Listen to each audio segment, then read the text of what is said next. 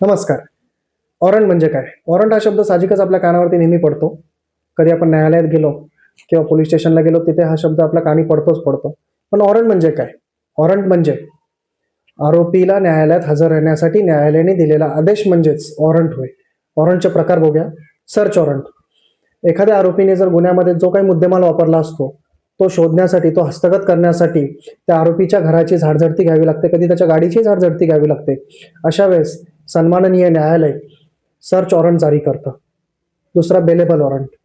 Bailable warrant म्हणजे वारंवार summons बजावणी, आरोपी जर कोर्टामध्ये हजर राहत नसेल, अशा वेळेस सन्माननीय न्यायालय त्या आरोपीच्या नावे बेलेबल वॉरंट जारी करतं.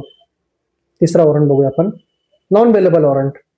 वारंवार त्या आरोपीच्या नावे समन्स बजावणी करूनही तो आरोपी हजर राहत नाही, त्यानंतर बेलेबल वॉरंट जारी करूनही तो आरोपी हजर राहत नाही, अशा वेळेस न्यायालय नॉन बेलेबल वॉरंट जारी करते.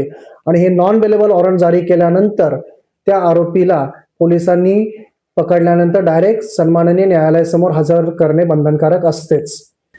चौथं वॉरंट बघूया आपण. Arrest warrant. अरेस्ट वॉरंट हे गंभीर गुन्ह्यामध्ये वापरलं जातं. हे वॉरंट ज्या आरोपीच्या नावे जारी केलं जातं त्या आरोपीला पोलिसांना तात्काळ अटक करणे बंधनकारक असते. धन्यवाद मित्रांनो. आपण जर माझे व्हिडिओ युट्यूबला जर बघत असाल तर माझ्या ॲडव्होकेट महेश वंश